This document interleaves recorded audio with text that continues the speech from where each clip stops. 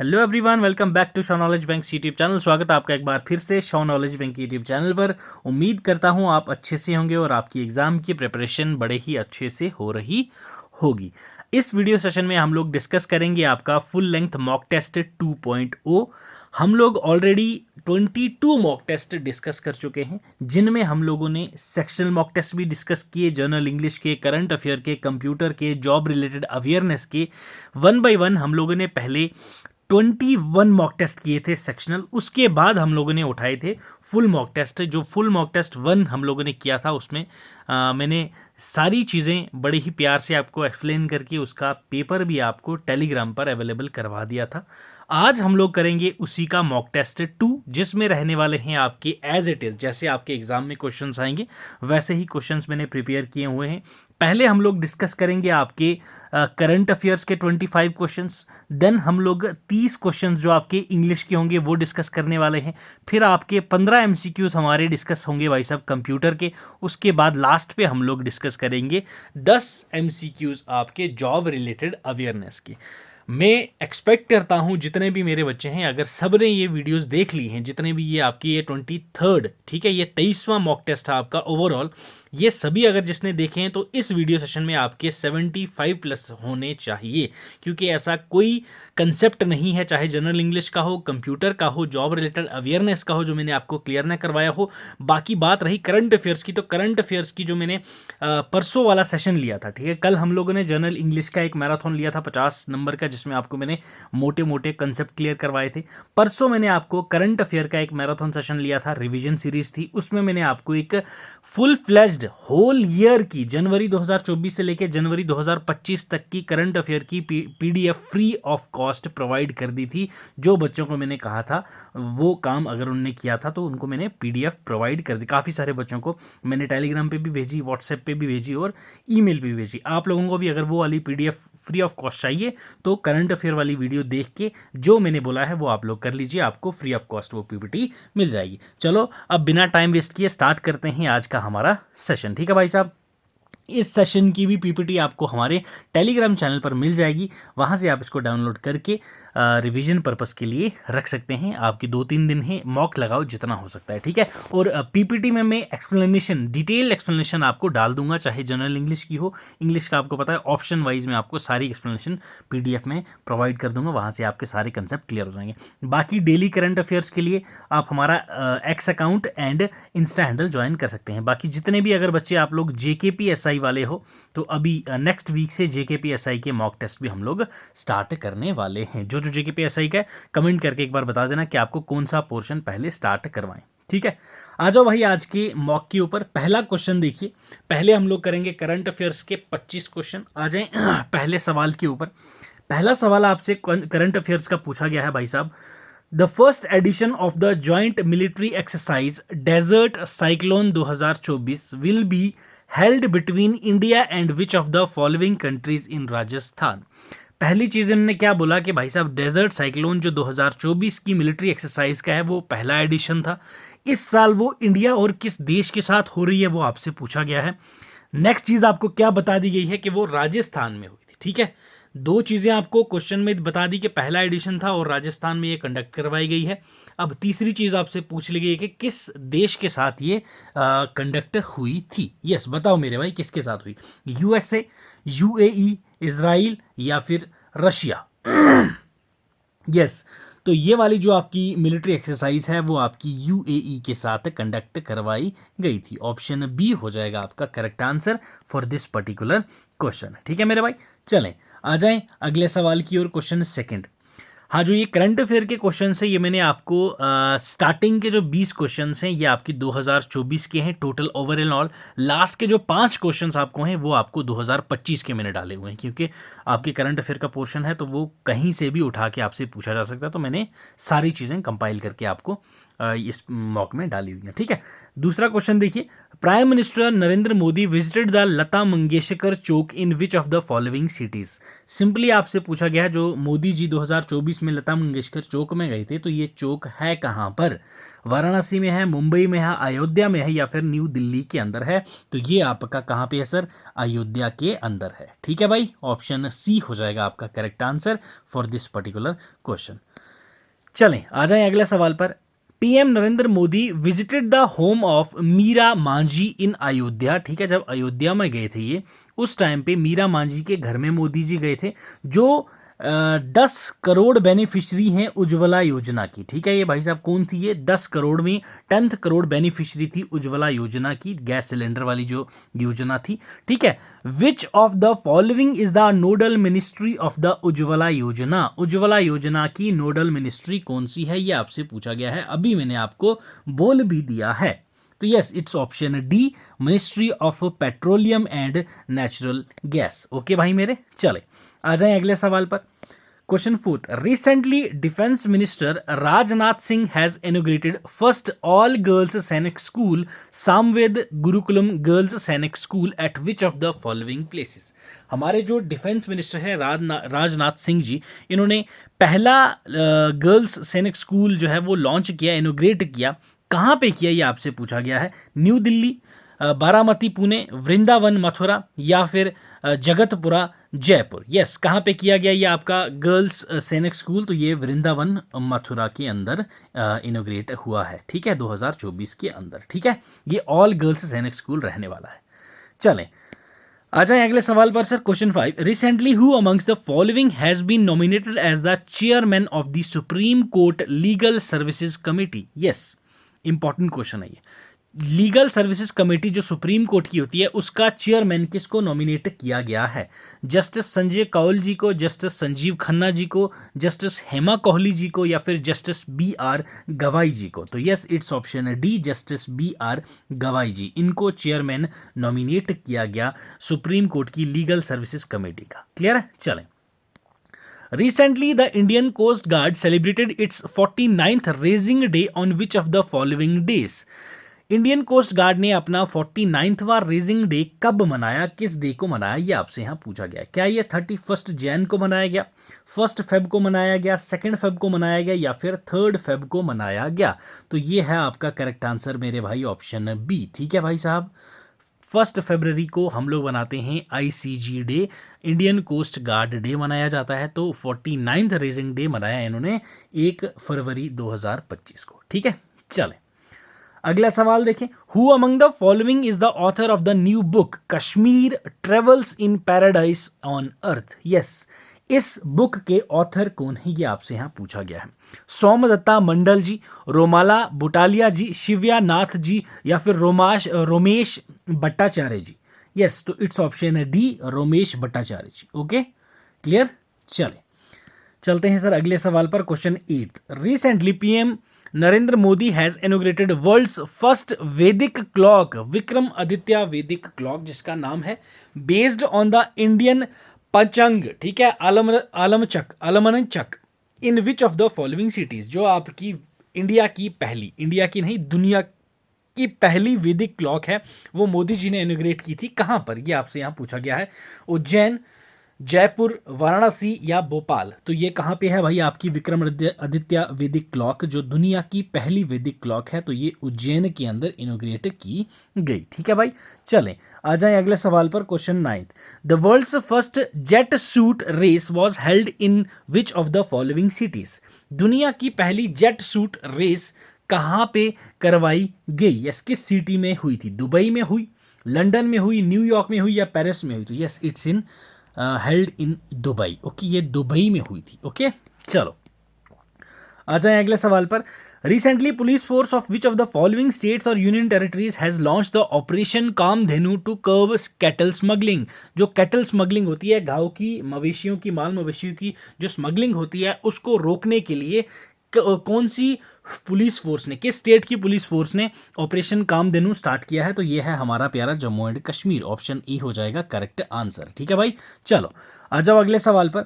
Recently PM Narendra Modi has inaugurated the 5,000 crore holistic agriculture development programme HADP in which of the following states or union territories? PM Narendra Modi ने हाल ही में 5,000 करोड़ की holistic agriculture development programme launch किया। तो ये कौन से स्टेट या यूटी में किया? तो ये कहाँ किया गया? Again Jammu and Kashmir. ठीक है भाई, ऑप्शन सी हो जाएगा आपका correct answer for this particular question. अगला सवाल देखें। Recently, who among the following has been awarded the Disruptor of the Year award in the first ever National Creator Award 2024? जो नेशनल क्रिएटर अवार्ड 2024 में पहली बार हुआ इंडिया में, उसमें disruptor of the year award किसको दिया गया? नमन देशमुख को, रणवीर इलाहाबादिया को, अंकित बयानपुरिया को, गौरव चौधरी जी को, किसको दिया गया disruptor of the year award? तो वो थे रणवीर इलाहाबादिया। ठीक है, ये अभी इंडियाज गॉट टैलेंट शो में भी इनका काफ़ी बवाल हो रखा था, तो अभी भी इनकी कोर्ट की सुनवाई चल रही है। तो खैर छोड़ो उन सब चीज़ों को, आते हैं अगले सवाल की ओर। PM Narendra Modi has inaugurated the Sela tunnel project. ठीक है, सेला टनल प्रोजेक्ट जो अरुणाचल प्रदेश में मोदी जी ने इनॉग्रेट किया था। It has been constructed by the BRO border road organisation under which of the following project? Sela tunnel किस प्रोजेक्ट के अंदर बन रहा है जो BRO बना रहा है? ये आपसे यहाँ सिंपली पूछा गया है क्वेश्चन 13 के अंदर। Yes, it's project Vartak, project Himank, project Udayak, project Dantak. Yes, बताओ मेरे भाई। प्रोजेक्ट हिमांक के बारे में आपसे जो JKSB SI का एग्जाम था उसमें आपसे ये पूछा गया था। ठीक है, तो ये जो सेला टनल बन रहा है ये अरुणाचल प्रदेश के अंदर बन रहा है, BRO बना रहा है, तो उस प्रोजेक्ट का नाम क्या है भाई? प्रोजेक्ट वर्तिक। ऑप्शन ए याद रखना है आपने ये। ठीक है, तो इसका आंसर हो जाएगा आपका ई। चलें, आ जाए अगले सवाल पर। Recently second phase of Khelo India rising talent identification Kirti initiative has been inaugurated. This initiative is aimed at school children between the age group of. Yes, अभी हाल ही में कीर्ति इनिशिएटिव जो है उसका सेकंड फेज हुआ था। ठीक है, इनॉग्रेट किया गया था इस इनिशिएटिव का। तो इस इनिशिएटिव के अंदर स्कूल के जो बच्चे हैं वो किस एज के पार्टिसिपेट करते हैं? 6 से 12 साल वाले, 8 से 16 साल वाले, 9 से 18 साल वाले, या 7 से 16 साल वाले? तो ये जो कीर्ति इनिशिएटिव है इसके अंदर 9 से लेके 18 साल तक के बच्चे पार्टिसिपेट करते हैं। ठीक है भाई, चलें आ जाएं अगले सवाल पर sir. In which state did PM Modi इनोग्रेट the Vantara animal rescue centre? सभी को पता है भाई, ये क्वेश्चन तो सबको पता होगा। अभी मोदी जी ने काफ़ी पिक्चर्स वगैरह भी डाली थी उस रेस्क्यू सेंटर के अंदर। असम, राजस्थान, गुजरात या फिर हिमाचल प्रदेश? तो इट्स गुजरात। ठीक है भाई साहब, अंबानी जी के बेटे ने ये आपका वंतारा एनिमल रेस्क्यू सेंटर खोला है गुजरात के अंदर। ठीक है भाई साहब, चलें। Where was India's first glass bridge inaugurated? India का पहला ग्लास ब्रिज कहाँ पे इनोग्रेट किया गया? कोची के अंदर, विशाखापट्टनम के अंदर, कन्याकुमारी के अंदर, पोरबंदर के अंदर? यस, इंडिया का पहला ग्लास ब्रिज तो ये आपका कन्याकुमारी तमिलनाडु के अंदर इनोग्रेट किया गया। ठीक है भाई, चलें आ जाओ अगले सवाल पर मेरे भाई। Europa which was seen in news is a moon of which planet? Europa हाल ही में न्यूज में था, ये एक मून है। कौन से प्लेनेट का मून है ये आपसे यहाँ पूछा है।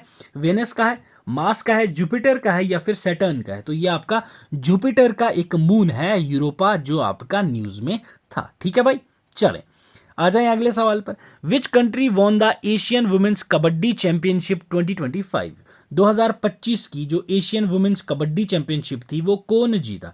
क्या इंडोनेशिया ने जीता, चाइना ने जीता, इंडिया ने जीता या ईरान ने जीता? तो इंडियन वुमेन्स कबड्डी टीम ने ये जीता है आपका एशियन वुमेन्स कबड्डी चैंपियनशिप। कौन सा है ये हमारा भाई साहब? ये 5th बार हम लोग जीते हैं। ठीक है, याद रखना है आपने, ये 5th बार हम लोग जीते हैं।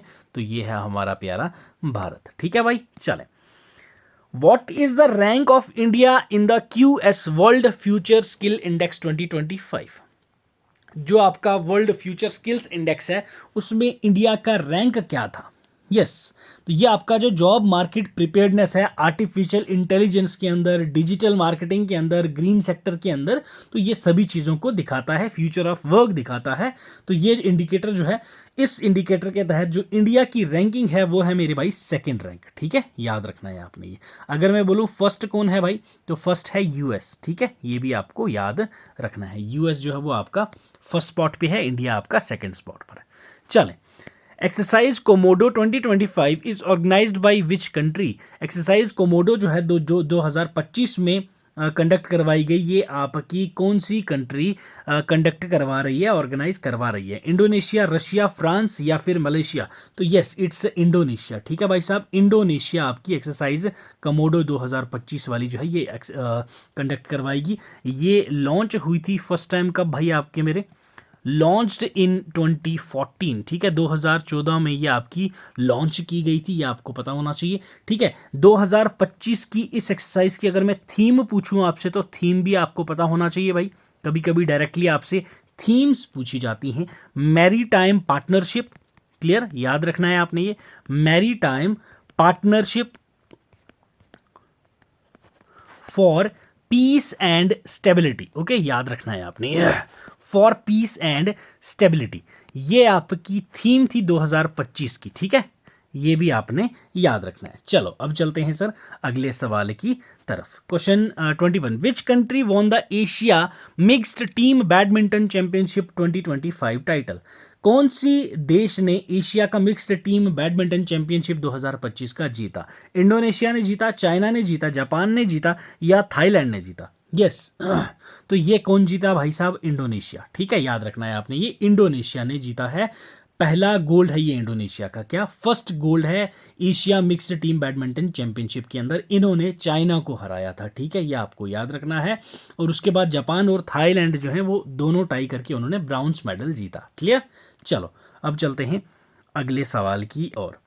Where was the joint regional official language conference organised in February 2025? 2025 फरवरी के अंदर ऑफिशियल लैंग्वेज कॉन्फ्रेंस रखी गई थी, तो ये कहाँ हुई? जयपुर, सूरत, न्यू दिल्ली या फिर वाराणसी के अंदर? यस तो ये कहाँ हुई भाई मेरे?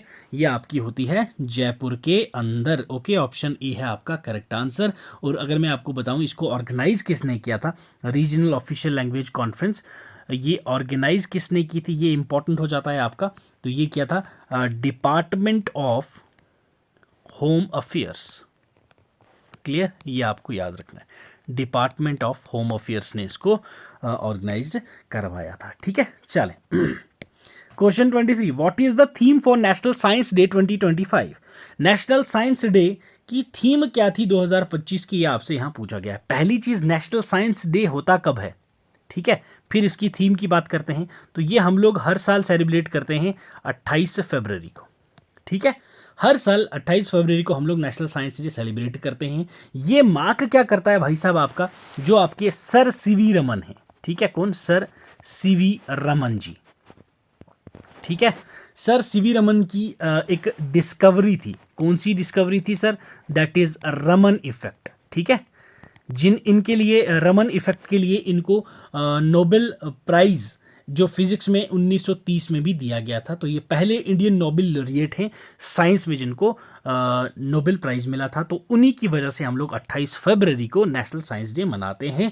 तो नेशनल साइंस डे की जो इस साल की थीम थी 2025 की, वो क्या थी? Empowering Indian youth for global leadership in science and innovation for Viksit Bharat. Yes, option A ही हो जाएगा आपका correct answer for this particular question, ठीक है भाई। चले आ जाएं अगले सवाल कर। Question 24, Sharath Kamal who announced his retirement recently is associated with which sports? Sharath Kamal जो हाल ही में अभी उन्होंने रिटायरमेंट ली है, तो ये कौन सी स्पोर्ट से रिलेट करते हैं? बैडमिंटन से, टेबल टेनिस से, बॉक्सिंग से या फिर रेसलिंग से? तो ये आपके टेबल टेनिस प्लेयर हैं, ठीक है भाई साहब, याद रखना है आपने, ऑप्शन बी हो जाएगा आपका करेक्ट आंसर। चलें जी, आ जाएं क्वेश्चन 25 पे। Who has been appointed as the first woman secretary of the Department of Legal Affairs in March 2025? मार्च 2025 के अंदर पहली महिला secretary department of legal affairs के अंदर बनाई गई है। ये पहली महिला है, हिस्टोरिक स्टेप है ये, इससे पहले कोई भी महिला नहीं बनी थी, ठीक है। तो ये एक हिस्टोरिक स्टेप था। Ministry of law and justice के अंदर ये पोजीशन होती है सेक्रेटरी की, डिपार्टमेंट ऑफ लीगल अफेयर्स के अंदर। तो ये कौन बनी थी भाई? Option A Anju Rathi ji, option B Savitri Sinha ji, option C Preeti Dawekar ji, option D Kalpana Agarwal ji. तो ये थी अंजू राठी राणा जी, ठीक है भाई साहब। तो ये आप लोगों को स्निपेट्स, जो आपके डेली की करंट अफेयर्स की स्निपेट्स हैं, ये आपको हमारे एक्स अकाउंट पर मिल जाएंगे डेली बेसिस पे। ये मैंने आपको वहाँ पे करवाया हुआ है कवर, सभी चीज़, जितने भी क्वेश्चंस मैंने आपको यहाँ करवाए हैं वो वहाँ पे मैं डेली बेसिस पे आपको करंट अफेयर्स वहाँ पे करवा देता हूँ। तो आप लोग वो जो फॉर्मरली ट्विटर, ठीक है, वहाँ जाके आप हमारे साथ, ऑफिशियल हैंडल है, वहाँ आके जुड़ सकते हैं शाह नॉलेज बैंक करके, ठीक है, तो वहाँ से जुड़ जाइएगा। तो ये थे भाई हमारे best 25 MCQs of current affairs. ठीक है, तो 25 में से आपका क्या स्कोर रहा वो मुझे आप लोगों ने कमेंट करके ज़रूर से बताना है। ठीक है मेरे भाई, चलो अब बढ़ते हैं आगे अगले पड़ाव पर। अगला पड़ाव है हमारा जनरल इंग्लिश का। 25 क्वेश्चन के बाद 26 क्वेश्चन पे आएंगे। अब यहां से आगे 30 क्वेश्चन आपके रहेंगे जनरल इंग्लिश के। ठीक है भाई साहब, जनरल इंग्लिश आपके एग्जाम में 30 मार्क्स का है, मतलब कि 30 क्वेश्चंस आपके होंगे इंग्लिश के। चलो वन बाय वन डिस्कस करते हैं सभी क्वेश्चंस को। ठीक है, कल मैंने मैराथन लिया था इंग्लिश का, तो वहां पे मैंने आपको सारे कॉन्सेप्ट क्लियर करवाए हुए थे। तो अभी आई डोंट थिंक सो मुझे यहाँ पे एक्सप्लेन करने की जरूरत पड़ेगी, आपको सिर्फ आंसर बताता चलूंगा। ठीक है, चलो question 26, identify the part of the sentence that contains an error. यहां पे आपको वो पार्ट बताना है जिसमें एरर है। ठीक है, the teacher along with his students were going to the museum. Yes, बताओ भाई यहां पे क्या आने वाला है, कौन सा वाला यहां पे गलत होगा। यस, एरर कौन से वाले पार्ट में है। The teacher along with his students में एरर है, वर गोइंग में एरर है, टू द म्यूजियम में एरर है, या फिर इसमें कोई भी एरर आपको नहीं दिख रहा है। क्वेश्चन 26 देखिए, यहां पे अगर मैं बात करूं द टीचर की, ठीक है, सेंटेंस पे आते हैं पहले। ये अगर मैं बात करूं यहां पे द टीचर की, तो ये आपके पास क्या है, हमारा सब्जेक्ट है। क्लियर, और यहां पे आपको क्या दिख रहा है, ये सब्जेक्ट जो है टीचर, तो ये आपका क्या है, सिंगुलर है। क्या है, सिंगुलर है। अब जो मैंने आपको जब कंसेप्ट कराए थे, तो जब भी सिंगुलर हो तो वर्ब वहां पे क्या लगता है, आपका वॉज लगता है, ना कि वर लगता है। तो वहां आपका क्या आएगा, वॉज आएगा, वर वाला कंसेप्ट नहीं आएगा। क्लियर, तो आपका यहां पे जो वर गोइंग है, यहां आपका हो जाएगा वॉज गोइंग। तो आपका एरर कहां पे हो गया, बी में हो गया। चलो जी, चलते हैं अगले सवाल पर। Question 27, she has been working here dash 5 years. Yes, she has been working here since 5 years, for 5 years, from 5 years, about 5 years. Yes, हमेशा याद रखना फॉर आपका कब यूज होता है, with the period of times. ठीक है, फॉर एग्जांपल जैसे यहां पे दिया हुआ है 5 years, तो ये क्या है, पीरियड ऑफ टाइम। तो यहां पे क्या आएगा, आपका फॉर ही आएगा, विदाउट टाइम वेस्ट किए हम लोग सीधा चलेंगे आगे। क्लियर, फॉर हो जाएगा आपका करेक्ट आंसर। ठीक है भाई साहब, अब सिंस जो है ये आपका कहां यूज होता है, सिंस आपका यूज होता है स्पेसिफिक पॉइंट ऑफ टाइम में। ठीक है, जब पॉइंट इन टाइम आपका स्पेसिफिक हो कोई, तो वहां पे आपका सिंस यूज होता है। तो यहां सिंस आपका यूज नहीं होगा, क्योंकि यहां पीरियड ऑफ टाइम बता रखा है 5 साल। ठीक है, तो ऑप्शन बी हो जाएगा आपका यहां पे करेक्ट आंसर। आ जाए क्वेश्चन 28 पे, choose the word that is closest in meaning to benevolent. Benevolent का जो आपका साइनोनियम है वो बताना है आपको। बेनेवलेंट, यस, पहली बात तो बेनेवलेंट का मतलब क्या होता है, बेनेवलेंट दैट इज काइंड। ठीक है, बड़ा ही काइंड आदमी है ये, kind. Option A generous, hostile, greedy, indifferent. तो kind, generous is somehow similar, तो दैट्स व्हाई बेनेवलेंट का क्लोज वर्ड जो है वो आपका जिनेरियस होगा। Clear, choose the word that is opposite in meaning. ठीक है, फ्रेजाइल का आपका अपोजिट मीनिंग बताना है।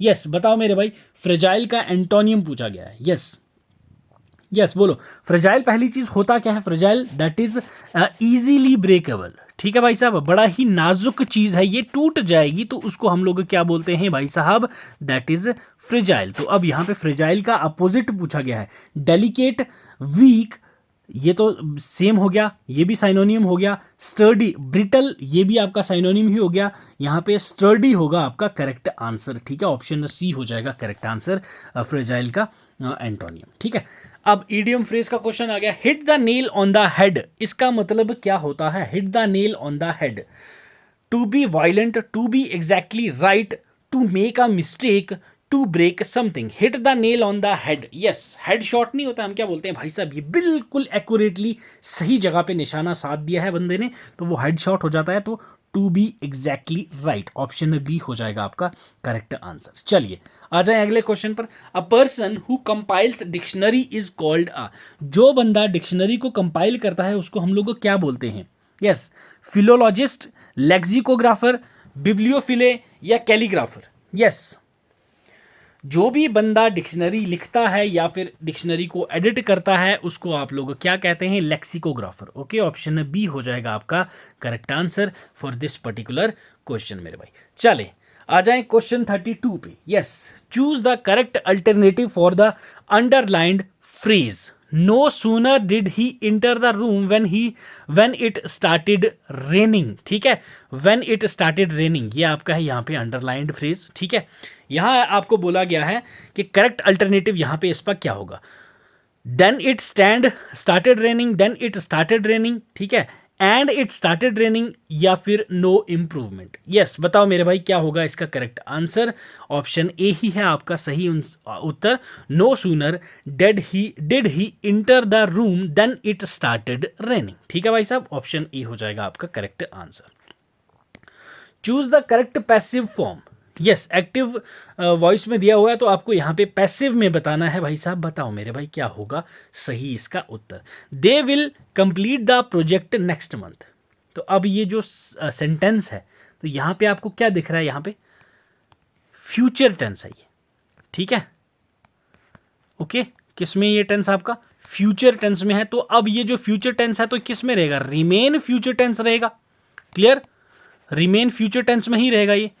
तो फ्यूचर टेंस में रहेगा तो आंसर क्या होना चाहिए आपका, the project is being completed, ये इज में हो गया। फ्यूचर में मैंने बोला मैंने तुम्हें भाई the project will be completed next month. Yes, option B ही है करेक्ट आंसर, ठीक है, नीचे हमें जाने की जरूरत ही नहीं है, ठीक है भाई साहब। चलो आ जाएं, कन्वर्ट इनटू डायरेक्ट स्पीच, ठीक है, कन्वर्ट इनटू इनडायरेक्ट स्पीच। आपको यहाँ पे डायरेक्ट स्पीच में दिया गया है, इनडायरेक्ट में इसको कन्वर्ट करना है। Yes, she said I am reading a book. Yes, she said, पहले ही मैंने आपको ये एक चीज बताई है, कॉमा हटेगा तो दैट लगेगा। क्लियर है, शी सैड दैट, अब सब में ही है दैट सर, यहां पे आप क्या ही कर सकते हैं, ठीक है। अब यहां पे क्या हो रहा है हमारे पास, she said I am reading a book, ये कौन सा आपके पास टेंस यूज हो रहा है भाई, यहां पे प्रेजेंट कंटिन्यूस, ठीक है, प्रेजेंट में कंटिन्यू हो रहा है उसका भाई साहब, किस चीज का, पढ़ रही है, रीडिंग अ बुक। तो इसको हम लोगों ने किस में चेंज करना है भाई साहब, that is to past continuous. Clear, ये फंडा आपको याद रखना है। अब इसको क्या करना है, पास्ट में आपको चेंज करना है, याद रखना है, ठीक है। She said that, she is नहीं होगा भाई साहब, ये तो आपका प्रेजेंट में हो गया। She said that she has been reading नहीं होगा भाई साहब, मैंने बोला आपको क्या पास्ट में लेके जाना है इसको। She said that she was reading a book. Yes, बिल्कुल सही उत्तर है, ऑप्शन सी हो जाएगा आपका correct answer for this particular question, ठीक है मेरे भाई, समझ आ रही है। तो वीडियो को लाइक कर दिया करो यार, आप लोग लाइक नहीं करते हो, सेशन देख के चले जाते हो, ठीक है, लाइक कर दो और चैनल पर नए हो तो सब्सक्राइब भी जरूर से कर देना मेरे भाई। चलो आ जाओ क्वेश्चन 35 पे। 35वां सवाल देखो, चूज द करेक्ट वर्ड। यहां पे करेक्ट वर्ड आपको चुनना है। The train was delayed due to the heavy show, heavy rain, heavy grain, heavy chain.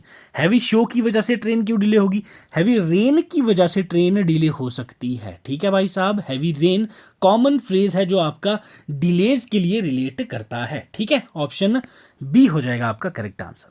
चलें, आइडेंटिफाई द करेक्ट स्पेलिंग, इनमें से कौन सा वाला है जिसकी स्पेलिंग सही है, ठीक है।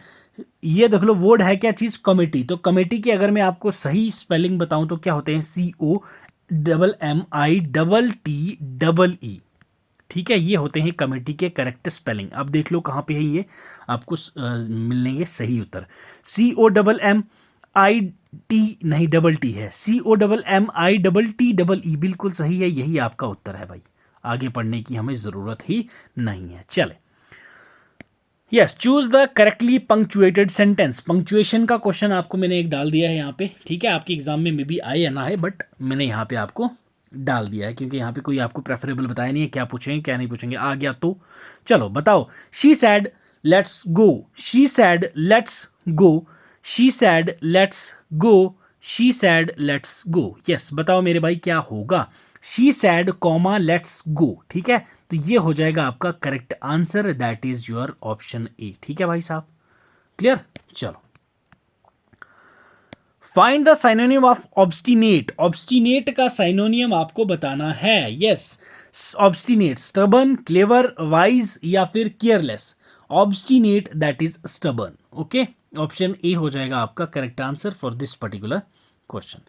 एंटोनियम ऑफ एक्सपैंड, एक्सपैंड का एंटोनियम क्या होने वाला है, ये मैंने जब इंग्लिश का सेशन लिया था उसमें ये क्वेश्चन एज इट इज पूछा गया है। तो क्वेश्चन नंबर 39 का, क्वेश्चन 39 A बी, सी या डी, जो भी आपका आंसर है वो आप लोग ऐसे लिख के कमेंट कर दीजिएगा। क्लियर है? इस क्वेश्चन का आंसर आप लोग देंगे।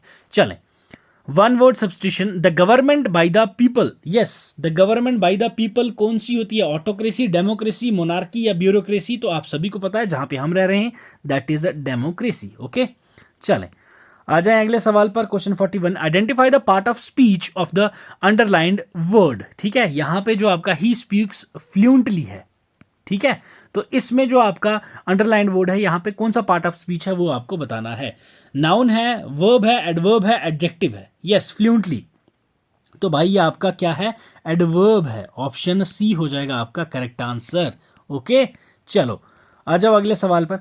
Choose the correct preposition. यहां पे प्रीपोजिशन का पूछा गया आपसे, करेक्ट प्रीपोजिशन आपको बताना है। She is interested dash music, for music, to music, in music, on music? तो इन म्यूजिक। ठीक है भाई साहब, she is interested in music. बड़ा ही इजी क्वेश्चन था ये। चलें आ जाएं, identify the correct form of verb. सही फॉर्म ऑफ वर्ब यहां पे कौन सी आएगी ये आपको यहां पे बताना है। He dash to the school every day, she goes to school every day, she go to the school every day, she gone to the school every day, he going to the school every day. Yes, he goes to the school every day. ठीक है, option A हो जाएगा सही answer. ठीक है, ये आपके low hanging fruit वाले क्वेश्चन हैं भाई साहब, बड़े इजी होते हैं और लास्ट पेपर में भी आपको क्वेश्चन समहाउ ऐसे ही आए हुए हैं। Identify the type of sentence. ये कौन से टाइप का सेंटेंस है? Please give me some water. Yes, ये आपका डिक्लेरेटिव है, इंपेरेटिव है, इंटेरोगेटिव है, एक्सक्लेमेटरी है? यस, बताओ मेरे भाई। तो ये आपका इंपेरेटिव है। Please give me some water. Okay, imperative sentence है ये आपका। चलें जी, find the error. The sceneries of Kashmir are very beautiful. Yes, question 45, इसमें आपको एरर बताना है। The sceneries of the Kashmir are very beautiful. Yes, बोले मेरे भाई कहाँ है? द सीनरीज है, कश्मीर है, आर वेरी ब्यूटीफुल है, या कोई भी नहीं है? तो भाई साहब ऑप्शन ए ही है यहाँ पे करेक्ट आंसर। ठीक है भाई साहब, ये जो सीनरीज हैं, ये सीनरीज यहाँ पे इनकरेक्ट है। यहाँ आपका सीनरी आना चाहिए। ठीक है, सीनरी। क्यों? सीनरी आपका क्या है भाई साहब? ये आपका अनकाउंटेबल नाउन है। क्या है? अनकाउंटेबल नाउन है, तो आपका सीनरी आएगा ना कि सीनरीज आएगा। ठीक है, ऑप्शन ई ही हो जाएगा आपका correct answer. Identify the correct pronoun to fill in the blank. यहाँ पे सही प्रोनाउन आपको बताना है और ये आपकी जो ब्लैंक है ये आपको फिल करना है। Each of the students must submit dash homework by Monday, their homework, his homework, his or her homework, her homework. Yes, each of the student must submit his or her homework by Monday. Option C हो जाएगा आपका correct answer. ठीक है भाई, चलो। Which sentence uses a reflexive pronoun correctly. Reflexive pronoun यहाँ पे किस में यूज हो रहा है ये आपको बताना है। यस, रिफ्लेक्सिव प्रोनाउन आपका वहां यूज होता है जहां सब्जेक्ट और ऑब्जेक्ट सेम पर्सन हो। ठीक है भाई, ये आपको याद रखना है, सब्जेक्ट ऑब्जेक्ट सेम पर्सन होना चाहिए, वहां आपका रिफ्लेक्सिव प्रोनाउन यूज होता है। He helped himself to some snacks. They gave the books to herself. I myself helped the child. The dog itself was barking. ठीक है भाई साहब, they gave the books to herself. He helped himself. He helped himself. तो मैंने आपको क्या बोला? इसमें क्या है? Subject object same time same ही पर्सन होना चाहिए, तो ऑप्शन ए हो जाएगा आपका correct answer. Reflexive pronoun he helped himself to some snacks. ठीक है, चलें।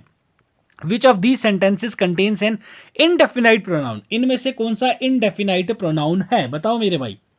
Yes, indefinite pronoun वो होता है जो रेफर नहीं करता किसी भी पर्सन को, याद रखना। ठीक है भाई साहब, indefinite पर्सन वो है जो किसी भी पर्सन को रेफर नहीं करता। She brought her friend along, ये रेफर कर रहा है।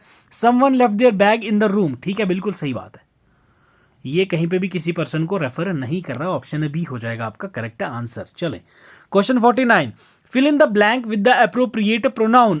The teachers along with the principal expressed dash gratitude for the support. Its gratitude, their gratitude, his gratitude या her gratitude. तो भाई साहब ये क्या हो जाएगा यहाँ पे? इवन जो आपका फ्रेज है द प्रिंसिपल, टीचर्स, ये क्या है? प्लूरल हैं, तो प्लूरल नाउन में आपका देयर यूज होता है, हमेशा याद रखना है आपने। ठीक है, तो आपका देयर ही होगा करेक्ट आंसर। चलें, विच sentence contains a noun clause, इनमें से कौन सा सेंटेंस है जहां पे आपको नाउन क्लॉज देखने को मिलता है। नाउन क्लॉज हमेशा फंक्शन करता है एज अ नाउन, ठीक है भाई साहब, जैसे कि honesty is the best policy, ठीक है, तो ये आपको याद रखना है।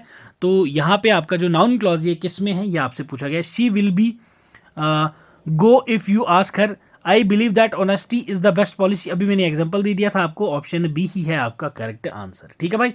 चलो 51 in the sentence, if he studies hard he will pass the exam, the clause if he studies hard is an example of an noun clause, adverbial clause, relative clause या फिर man clause। if he studies hard ये कौन सा clause की example है। If he studies hard जो है ये आपका मॉडिफाई कर रहा है किसको, वर्ब को। क्या भाई साहब ये मॉडिफाई करके क्या बोल रहा है, विल पास, ठीक है भाई साहब, ये मॉडिफाई कर रहा है वर्ब को कि भाई साहब वो पास करेगा। तो ये क्या डिस्क्राइब कर रहे हैं कंडीशन को जिसमें वो पास करेगा फ्यूचर के अंदर, तो उसको हम लोग क्या बोलते हैं, एडवर्बियल क्लॉज, ठीक है। ऑप्शन बी हो जाएगा करेक्ट आंसर, ठीक है भाई साहब। जिस भी कंडीशन में आप डिस्क्राइब कर रहे हो कि फ्यूचर में आप क्या करोगे, फ्यूचर में क्या होगा, तो वो क्या बनाता है, उसको एडवर्बियल क्लॉज की कंडीशन बनाता है। ऑप्शन बी हो जाएगा आपका करेक्ट आंसर, ठीक है भाई। विच sentence contains a dependent clause, इनमें से किस सेंटेंस में डिपेंडेंट क्लॉज आपको देखने को मिल रहा है। यस बोलो भाई, डिपेंडेंट क्लॉज। डिपेंडेंट क्लॉज होता क्या है पहले आपको ये पता होना चाहिए भाई साहब। यस डिपेंडेंट क्लॉज वो होता है जो किसी के ऊपर डिपेंडेंट हो, ठीक है भाई साहब, जो किसी दूसरे सेंटेंस के ऊपर डिपेंडेंट होता है उसको आप लोग डिपेंडेंट क्लॉज कहते हैं, ठीक है। ये अकेला स्टैंड अलोन नहीं करता। I am reading a book, ये तो आपका इंडिपेंडेंट क्लॉज है। She wants to leave now, independent clause है। व्हेन आई अराइव, ठीक है। वी विल स्टार्ट, ये दोनों अलग अलग हैं, एक दूसरे पे डिपेंड हैं। व्हेन आई अराइव तो भाई तुम आगे तो वी विल स्टार्ट, ठीक है, बिल्कुल। We will start when you will arrive, तो भाई साहब ये दोनों एक दूसरे पे डिपेंड है, तो दैट्स वाई आपका डिपेंडेंट क्लॉज हो जाएगा ऑप्शन सी, ठीक है भाई। बाकी सभी आपके इंडिपेंडेंट क्लॉज हैं। चले 53 which of the sentences includes an elliptical clause, इनमें से कौन से वाले ऑप्शन में एलिप्टिकल क्लॉज है ये आपको बताना है। एलिप्टिकल क्लॉज होता क्या है, जहां पे आपके कुछ वर्ड्स जो हैं वो ओमिटेड होते हैं, वहां पे बताया नहीं गया होता है आपको, बट फिर आप समझ जाते हो कि भाई साहब यहाँ कहना क्या चाह रहे हैं, तो उसको आप लोग एलिप्टिकल क्लॉज कहते हैं। While cooking he listen to music, बिल्कुल सही बात है, ठीक है। वाइल कुकिंग, तो ये ऑप्शन ए ही हो जाएगा सही उत्तर, ठीक है भाई साहब। इसमें आपका क्या बोला गया, वाइल ही वॉज कुकिंग, कौन बना रहा था ये तो हमें नहीं बताया ना, तो बट हम समझ गए भाई कोई खाना बना रहा था, तो वो खाना बनाते वक्त उसने म्यूजिक सुना, ठीक है। चलें eight the 11th hour means, ये आपका इडियम का क्वेश्चन आ गया, बताओ भाई। At the 11th hour, very early, at the last moment, at midnight या at dawn. At the last moment, ठीक है भाई साहब, ऑप्शन बी हो जाएगा आपका correct answer, at the 11th hour, okay. Burn the midnight oil, yes burn the midnight oil का क्या मतलब होता है, ये भी आपका इडियम फ्रेज है। Yes burn the midnight oil, work very hard, waste time, work late into the night, take rest at midnight. Yes बताएं मेरी बार, बर्न द मिडनाइट, तो बर्न द मिडनाइट हम लोग तब यूज़ करते हैं, ये इडियम हमारा तब यूज़ होता है जब भाई साहब कोई वर्क कर रहा हो या स्टडी कर रहा हो लेट। जैसे कि पुराने टाइम पे क्या होता था, ऑयल लैंप्स यूज़ करके हम लोग क्या पढ़ते थे, तो वहीं से ये आपका इडियम यूज़ किया गया है, idiom phrase burn the midnight oil, तो work late into the night. Clear, option C हो जाएगा आपका करेक्ट आंसर। तो ये थे आपके 30 क्वेश्चन जनरल इंग्लिश के। तो इंग्लिश में आपके 30 में से क्या स्कोर रहा, ये भी आप लोग मुझे कमेंट करके ज़रूर से बताइएगा मेरे भाई। क्लियर है, चलो अब चलते हैं अगले पोर्शन की तरफ। अगला पोर्शन है हमारा कंप्यूटर का, जिसमें आपके 15 क्वेश्चन आपको एग्जाम में पूछे जाएंगे। तो चलो डिस्कस करते हैं पहले 15 क्वेश्चन कंप्यूटर के, देन हम लोग डिस्कस करेंगे 10 क्वेश्चन आपके जॉब रिलेटेड अवेयरनेस के। विच of the following is the brain of computer, भाई साहब ये तो मुझे बताने की भी जरूरत नहीं I think, but again CPU is the brain of the computer. Which of the following is a not an operating system, इनमें से कौन सा ऑपरेटिंग सिस्टम नहीं है, ये आपसे यहाँ पे पूछा गया है। Windows, Linux, Oracle, macOS. MacOS operating system, Linux operating system, Windows operating system, Oracle जो है ये आपका ऑपरेटिंग सिस्टम नहीं है, ये आपका एक DBMS है, ठीक है, डेटाबेस मैनेजमेंट सिस्टम आपको देखने को मिलता है, ये ऑपरेटिंग सिस्टम नहीं है, ठीक है भाई। चले which memory is volatile in nature, कौन सी मेमोरी है जो आपकी नेचर में वॉलाटाइल आपको होती है, तो वो है आपकी रैम। ठीक है भाई साहब, रैंडम एक्सेस मेमोरी। ओके, चलें। Which of the following is an input device, इनमें से कौन सी इनपुट डिवाइस है? प्रिंटर, मॉनिटर, कीबोर्ड या फिर आपका स्पीकर। यस, कीबोर्ड जो है वो आपकी एक इनपुट डिवाइस है। क्लियर, ऑप्शन सी हो जाएगा आपका correct answer. Whereas printer, monitor और स्पीकर जो है ये आपका क्या है, आउटपुट डिवाइसेस होती हैं आपकी कंप्यूटर के अंदर। What is the full form of the IP in networking? Networking जब हम पढ़ते हैं तो आईपी, ठीक है, जो प्रोटोकॉल वगैरह के बारे में पढ़ते हैं तो वो आईपी क्या है? Internet provider, internet protocol, internet program, internet interface process. Yes, तो ये आपका होता है इंटरनेट प्रोटोकॉल। ठीक है भाई साहब, इंटरनेट प्रोटोकॉल क्या होता है? ये आपके सेट ऑफ रूल्स होते हैं जो आपका डेटा को गवर्न करती हैं और ट्रांसफर करती हैं इंटरनेट के ऊपर, इधर से उधर डेटा को। क्लियर है, ये भी आपको याद रखना है। चलें, in MS Word which shortcut key is used to copy text? One of the easiest question, इससे इजी क्वेश्चन आपको पूरे सेट में कहीं नहीं मिलने वाला।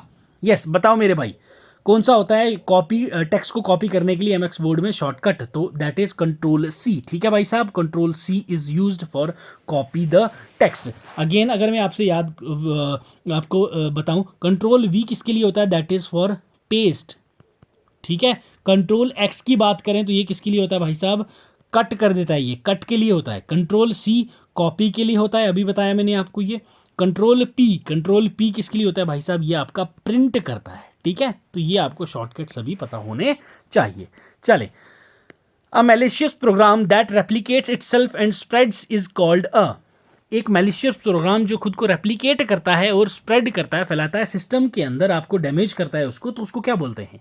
तो वो क्या है भाई साहब? आपका वॉर्म। ठीक है, ऑप्शन बी हो जाएगा आपका correct answer. Worm is a self replicating program जो स्प्रेड करता है यूजर के इंटरवेंशन के बिना ही। ठीक है भाई साहब, जो ट्रोजन हॉर्स होता है आपका, ठीक है, इसमें आपका क्या, यूज़र की इंटरफेस की ज़रूरत होती है। जब यूज़र एग्जीक्यूट करता है सिस्टम को तब ट्रोजन हॉर्स उसमें आपकी स्प्रेड होता है। ठीक है, तो वॉर्म आपका correct answer.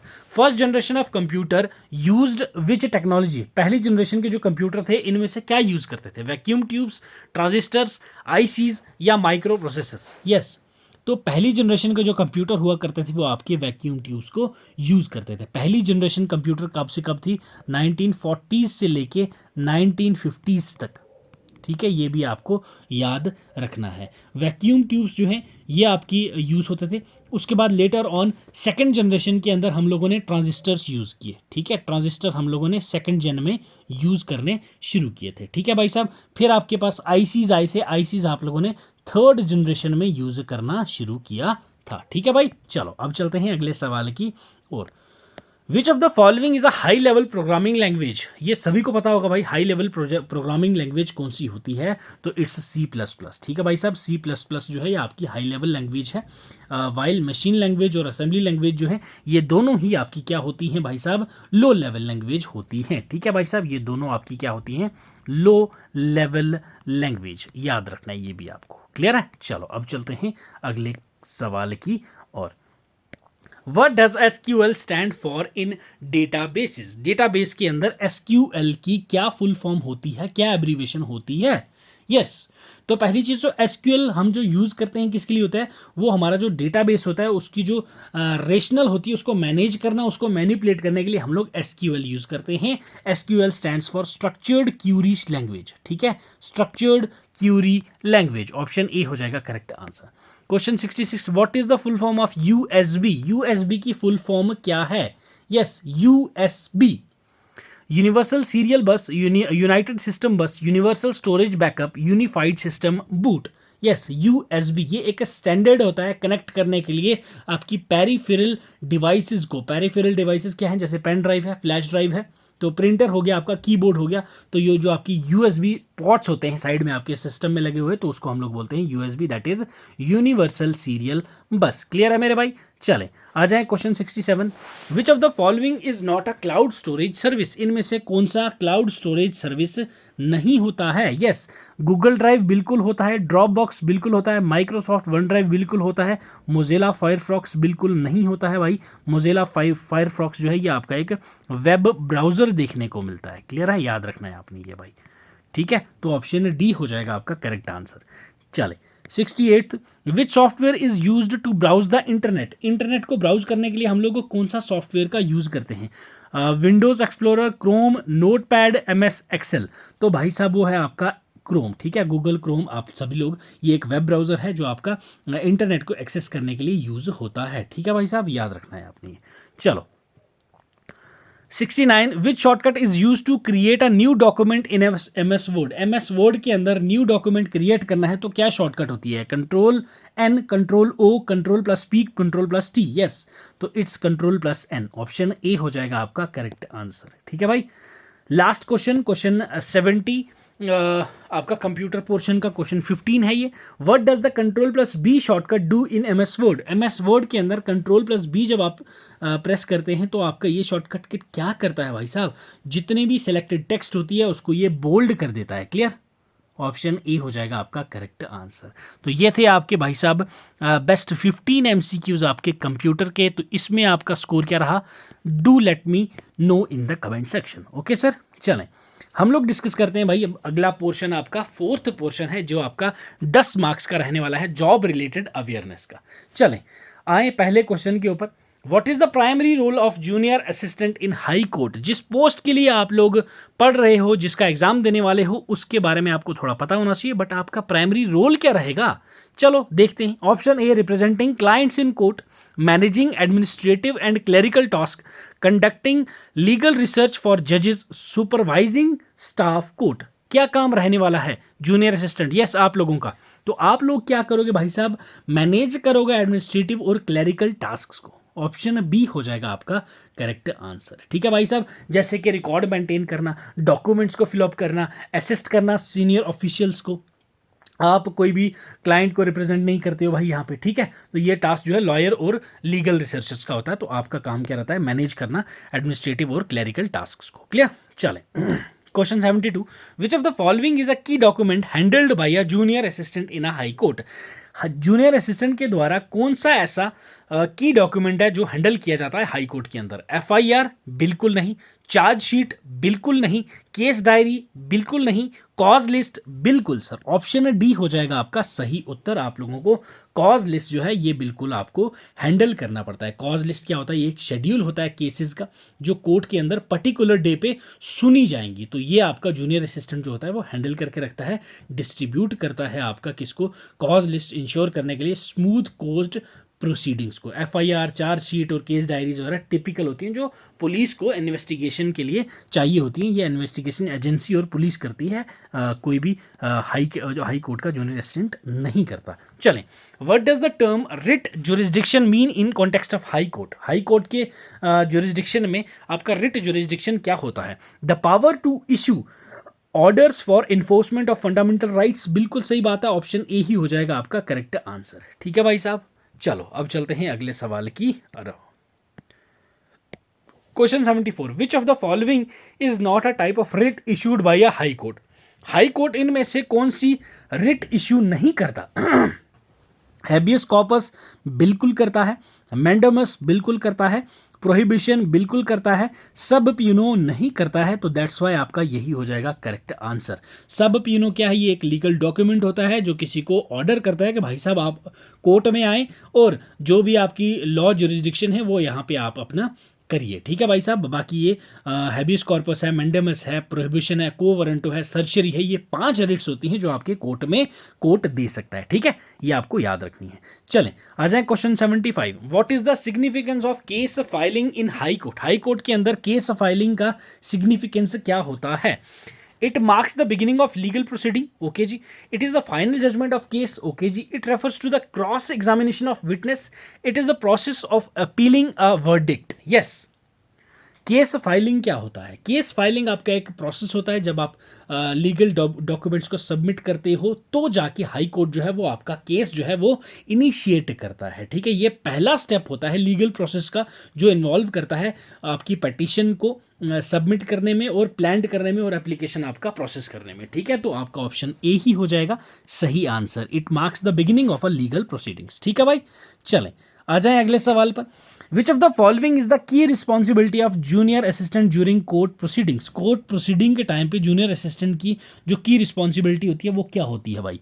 Drafting judgments, administrating oaths to witness, maintaining court records and ensuring proper documentation, representing the state in criminal cases. Yes, junior assistant जो होते हैं वो रिस्पॉन्सिबल होते हैं मेंटेन करना एक्यूरेट रिकॉर्ड कोर्ट प्रोसीडिंग के time पे, fill करना डॉक्यूमेंट्स को, इंश्योर करना प्रॉपर डॉक्यूमेंटेशन को, ठीक है, ड्राफ्ट करना जजमेंट को, एडमिनिस्ट्रेटिंग ओथ टास्क जो है ये आपकी कोर्ट ऑफिशियल और जज करता है। ये काम आपकी जूनियर असिस्टेंट का नहीं होता है। जूनियर असिस्टेंट का काम क्या होता है भाई साहब? आपका मेंटेन करना कोर्ट के रिकॉर्ड्स को और इंश्योर करना प्रॉपर डॉक्यूमेंटेशन को। क्लियर? ऑप्शन सी हो जाएगा आपका करेक्ट आंसर। आ जाए question 77। What is the meaning of bailiff? Bailiff is the in context of high court. High court के कॉन्टेक्स्ट में बेल इफ का क्या मतलब है?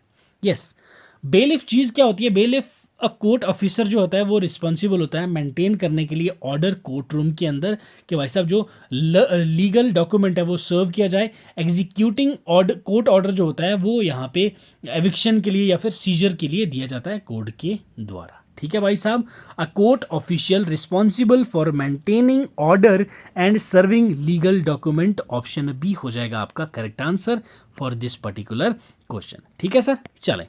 विच of the following event is crucial for junior assistant to be aware in high court? High court के अंदर junior assistant के लिए कौन सी इवेंट ज़्यादा क्रूशियल होती है?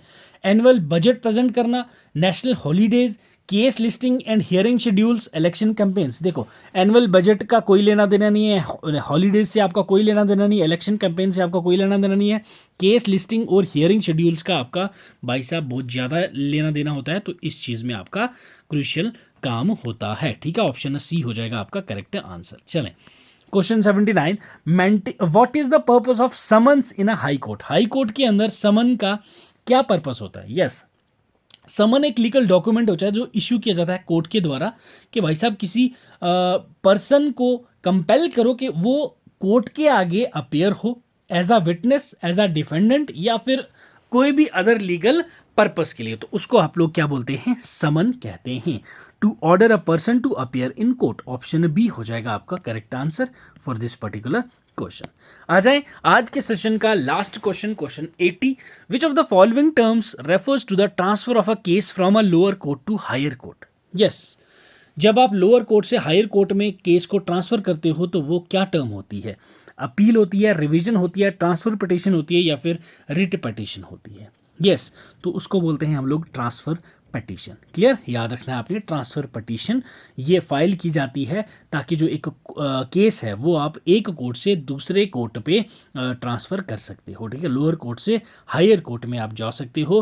किसकी वजह से? ये रीज़न हो सकता है कुछ भी, जैसे कि ज्यूरिसडिक्शन है आपका, इम्पार्शली कंसर्न है, आपको अपील जो है वो रिवाइज करवानी है कि भाई साहब ये जो कोर्ट ने डिसीजन लिया है मुझे ये मंजूर नहीं है, मेरा जो कोर्ट जो केस है इसको दोबारा से रिव्यू किया जाए। ठीक है भाई साहब, तो ये आपके हो गए 10 क्वेश्चन आपके जॉब रिलेटेड अवेयरनेस के। इसमें आपका स्कोर क्या रहा ये भी आप मुझे बताइएगा। तो ओवरऑल 80 में से आपने कितना स्कोर करा ये आप लोग मुझे ज़रूर से कमेंट करके बताइएगा मेरे भाई।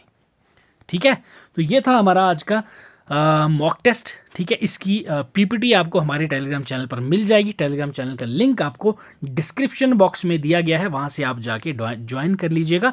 मॉक टेस्ट 1 के भी आपको पीपीटी वहाँ मिल जाएगी। ये आपका फुल लेंथ मॉक टेस्ट 2.0 था। टोटल आपके 23 मॉक टेस्ट हो गए हैं। प्लेलिस्ट मैंने नीचे आपको डिस्क्रिप्शन बॉक्स में दे दिया है, वहाँ से जाके सभी मॉक टेस्ट को रिवाइज करिए, जितना हो सके रिवाइज करिए। अभी आपके पास 2-3 ही दिन ही बचे हैं। कश्मीर वालों का 16 को है, जम्मू वालों का 23 को है। ठीक है एग्जाम, तो आपके पास दिन बहुत कम है। अभी सिर्फ और सिर्फ मॉक लगाइए, जितना हो सके मॉक टेस्ट करिए। ठीक है, तो ये था आपका सेकंड मॉक टेस्ट। नेक्स्ट आपको कोई स्पेसिफिक टॉपिक पे डाउट है वो आप लोग मुझे कमेंट करके बताइएगा, मैं उस टॉपिक पे आपको स्पेसिफिक वीडियो ला के अच्छे से वो क्लियर करवा दूंगा। ठीक है मेरे भाई, तो बाकी अपना ख्याल रखो, अच्छे से पढ़ो। चैनल पे नए हो तो सब्सक्राइब कर देना, साथ साथ में बेल आइकन को भी दबा दीजिएगा। ठीक है, तो मिलते हैं अगले वीडियो सेशन में। Till then, God bless you, keep learning, keep sharing.